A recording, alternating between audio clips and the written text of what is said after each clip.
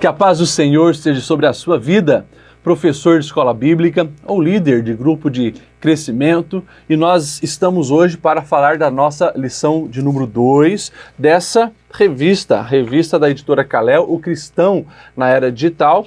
Na lição 1, nós falamos a respeito de como o cristão deve se portar nesse mundo virtual, falava justamente disso, né? O cristão na era digital, que era mais uma abertura a respeito de todos os pontos que nós vamos estar vendo, uma abertura que falava de como esse universo digital nos envolveu e muitas vezes não aprendemos ainda a lidar com ele, não digerimos ainda os impactos todos que isso pode causar.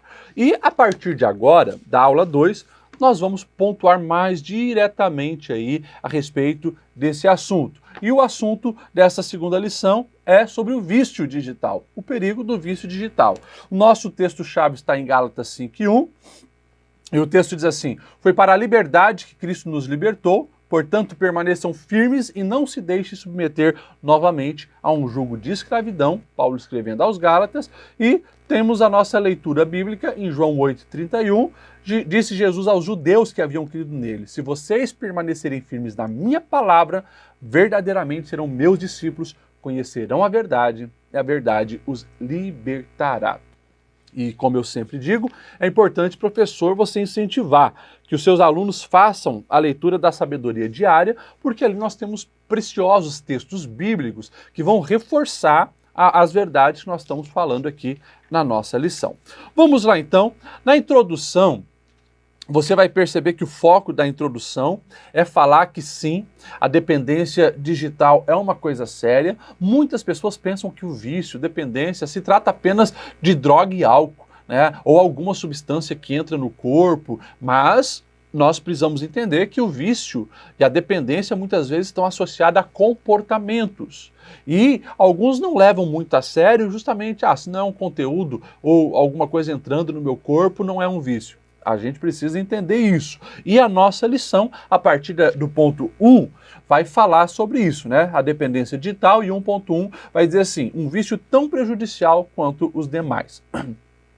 Nós fazemos questão de trazer embasamentos também científicos e por isso a gente cita na lição essa doutora, a doutora Kimberly Jung, e ela vai falar assim: o vício da internet é tão grave quanto a dependência do álcool e outras drogas ilícitas. Olha como é sério essa afirmação da doutora, né? Ela está dizendo que sim, o vício digital, nas coisas digitais, são tão prejudiciais quanto o vício no álcool e outras drogas. Mas ela não fala isso por falar. Ela é uma pesquisadora de muitos anos, com várias faixas etárias, em vários países ela já fez a pesquisa para ela chegar a essas conclusões. E por que ela afirma isso? São pelo menos 3 fatores, né? Que está na lição e você pode acompanhar.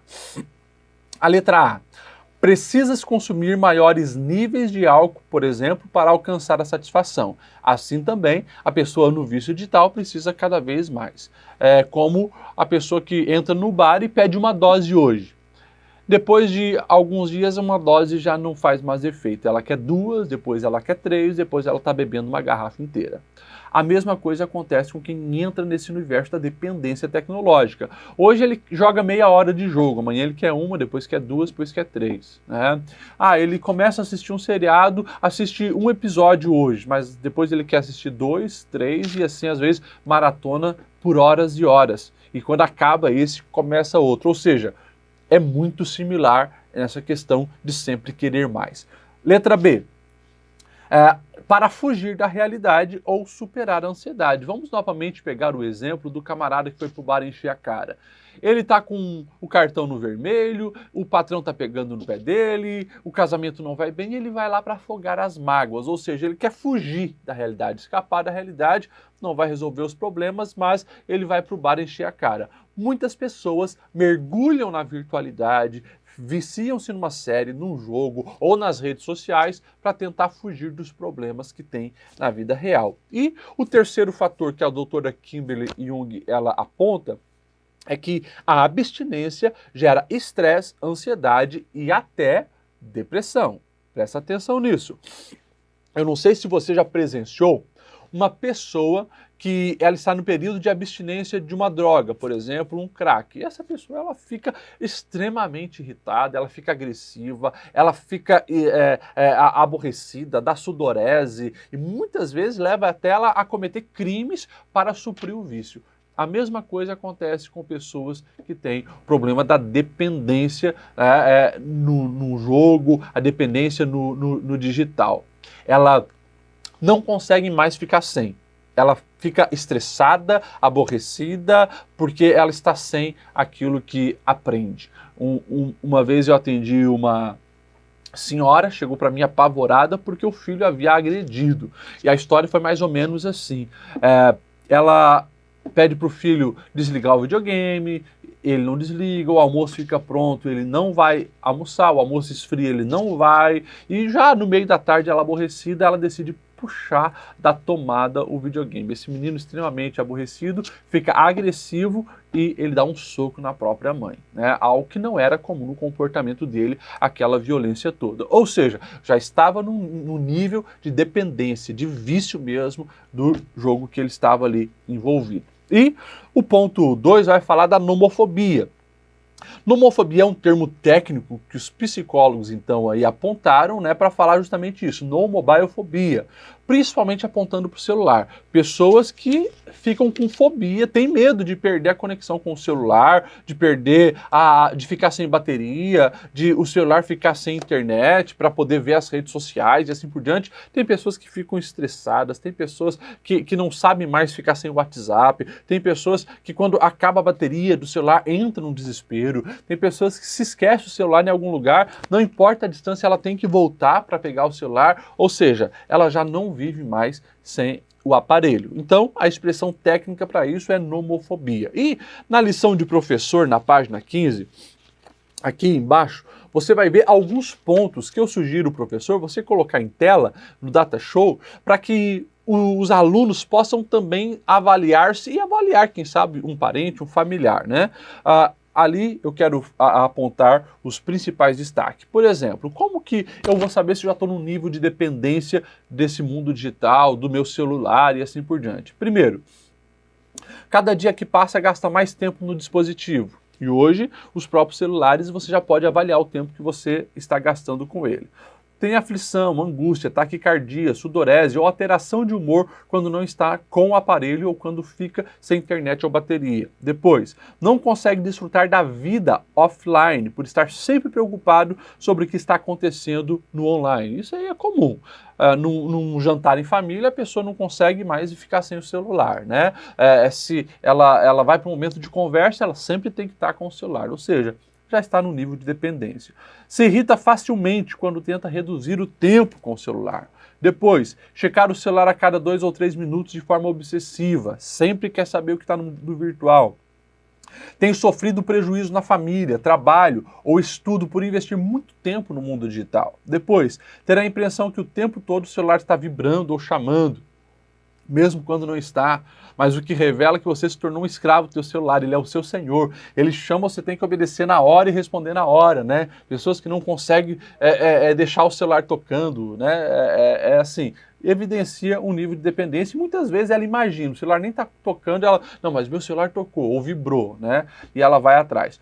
Usa o dispositivo como escape para tentar esquecer os problemas da vida real ou tentar justificar o tempo que fica no celular com mentiras. Mas eu não sou tão viciado assim, não. Não, mas eu só tô trabalhando. E às vezes você vai pegar ali o relatório, né? É mais tempo nas redes sociais do que qualquer outra forma de trabalho. Depois, nós fazemos questão de apontar ali no ponto 3 a respeito dos games, porque um dos fatores que mais tem gerado a dependência na tecnologia são os jogos, muito bem feitos, muito envolventes, já programados para serem cativantes no sentido literal mesmo, porque cativa a atenção e a pessoa fica presa naquele universo. Coloquei ali, se engana quem pensa que apenas as crianças e adolescentes estão viciados nos games. Muitos adultos e até pais de família estão aprisionados nesse universo digital e hoje os games não se limitam aos consoles mais elaborados, um PlayStation ou um Xbox, né?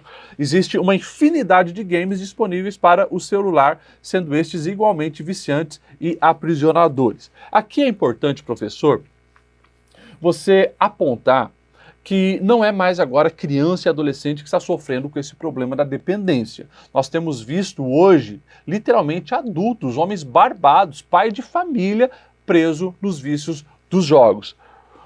Um dos casos que eu atendi, nesse ano mesmo, a esposa chegou para mim reclamando, né? Pastor, eu perdi o meu marido para o videogame. Ou seja, ele não tem nem mais interesse na vida íntima, literalmente. Passava as madrugadas jogando videogame e a esposa carente da atenção dele. Ou seja, é algo muito sério o que nós estamos vivendo e o que mostra que essa geração está sendo negativamente prejudicada pelo uso indevido da tecnologia. E 1.4, nós vamos falar então já das últimas gerações, porque aqueles que nasceram aí depois dos anos 90, mais ou menos, são considerados nativos digitais. Nós aí que já passamos dos 30 somos imigrantes, né, digitais, ou seja, um pezinho no mundo real, um pezinho no mundo virtual, mas esses que nasceram, as nossas crianças, adolescentes, os mais jovens, eles já nasceram na era da internet.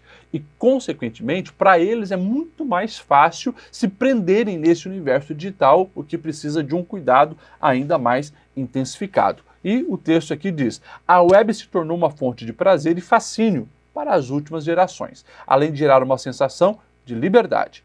Isso explica o porquê de tão grande percentual de adolescentes já serem viciados na internet e levarem a vida virtual tão a sério quanto a vida real. E daí você, professor, você pode entrar na internet, você vai ver muitas pesquisas científicas, pesquisas psicológicas mostrando o grau de dependência e de vício, né, dos mais novos, aí, dos nossos adolescentes, nossos jovens, no mundo virtual. Algumas pesquisas chegam a apontar que os nossos adolescentes estão gastando em torno de 9 a 10 horas por dia conectados no mundo virtual, e isso não é nem estudando nem trabalhando. Eles literalmente, é rede social, é videozinho, seriado e assim por diante, é jogo, né? Então é algo importante para nós estarmos atentos. Falando de jogo e de internet, coloquei também aqui mais algumas coisas para nós estarmos atentos. Primeiro, se há uma perda de interesse por atividades habituais, o que pode interferir até na alimentação, já está sofrendo aí do famoso TAI, né? Transtorno de adição à internet. Déficits no convívio social, ou seja, a pessoa se isola, né? Seja para evitar críticas ou pelo pensamento focado só no vício. Depois, descontrole sobre o impulso de jogar, a pessoa não consegue mais se controlar. Depois, prejuízo nos relacionamentos pessoais e familiares, não admissão da gravidade do problema. Tudo isso são fatores que mostram que a pessoa já está presa nesse emaranhado. E no ponto 1, a gente aplica o texto com a seguinte frase: os riscos de uso excessivo da internet não devem servir de base para declararmos guerra contra a rede, mas serve como alerta para que aprendamos a lidar com a situação, utilizando todo o potencial tecnológico com responsabilidade e moderação. E assim, nós entramos no ponto 2, propósitos comprometidos, que vai falar exatamente de propósitos de vidas, conforme o padrão de Deus, estão sendo comprometidos. Por quê? Porque a família está se perdendo no mundo digital. São crianças e adolescentes carentes de amor, de carinho, de atenção. São pais muito focados ali na virtualidade, se esquecendo de investir tempo com os filhos, um tempo de qualidade. Projetos de trabalho, projetos estudantis sendo ali jogado para frente, justamente porque as pessoas estão perdidas nesse universo virtual. Então, assim, a vida de fato pode estar sendo comprometida. E o 2.2 vai falar justamente disso, vidas distantes dos propósitos eternos. Aqui eu destaco um dos parágrafos que diz assim: a mente que se ocupa demais com futilidades virtuais não conseguirá enxergar e valorizar aquilo que tem valor eterno. E o que tem valor eterno? Deus e pessoas. Então aqui no ponto 2, professor, você explora justamente o fato de que o vício digital, assim como qualquer outro vício, vai comprometer o propósito de Deus para a vida daquela pessoa. E o nosso aplicando o texto, a gente colocou assim: todo vício é sinônimo de escravidão. E essa servidão não tem nada a ver com o propósito de Deus para a nossa vida. Não permita que este mecanismo moderno e passageiro venha lhe privar de viver a intensidade e totalidade do projeto que Deus tem para a sua vida. Em hipótese alguma, deixe que a internet roube a presença e a intimidade com Cristo. Que é uma grande verdade, essa verdade prática, aplicando esse texto na nossa vida, nós precisamos estar muito atento. Se é vício, vai de fato comprometer aquilo que Deus tem para a minha vida. Deus nos chamou para a liberdade nele. E aqui no ponto 3, exatamente nós vamos falar disso. Deus nos chama para a liberdade. O 3.1 vai falar dessa prioridade de vida. Jesus foi muito claro nas suas palavras, né, ao dizer em Mateus 10:37, quem ama pai, mãe, irmão, filho, mais do que a mim não é digno de mim. Ou seja, Jesus ele pega o maior nível de amor terreno, que é o amor familiar, e deixa bem claro, né, que nenhum desses amores deve estar acima dele. Consequentemente, aplicando para a nossa lição, a tecnologia, um jogo, um seriado, um celular, uma rede social jamais deve estar acima de Deus. E eu faço questão de aqui na lição fazer uma paráfrase, né, de Mateus 18, do 8 ao 9, onde Jesus fala do olho, mas a gente pode colocar aqui uma tecnologia. Se o teu celular, tablet, computador te leva a pecar, quebra e joga fora. Mas vale entrar no reino de Deus desconectado do que ser lançado no inferno, tendo toda a parafernália tecnológica. E o 3.2, a gente vai falar justamente como que supera esse vício. Então ali tem vários pontos descrevendo a respeito disso. E é importante, professor, quem sabe você jogar na tela também esses pontos, né? Por exemplo, a restauração só poderá ocorrer quando a pessoa reconhece a sua dependência e que necessita de ajuda para se libertar. Ou seja, só se resolve um problema que foi identificado. E como nós falamos, é muito difícil as pessoas presas no mundo virtual identificar que são viciados. Sempre tem uma desculpa. Primeiro passo para superar, tem que identificar, tem que reconhecer, não, eu estou me perdendo nesse jogo, eu estou me perdendo nesse seriado, estou perdendo tempo com isso, reconheça. Daí já é o primeiro passo para conseguir mudar e superar. Depois vai falar da experiência com Deus, ou seja, a experiência real com Deus potencializa o processo de libertação. Depois, o ponto 3 ali vai falar que as pessoas elas não entram no mundo de vício da noite para o dia.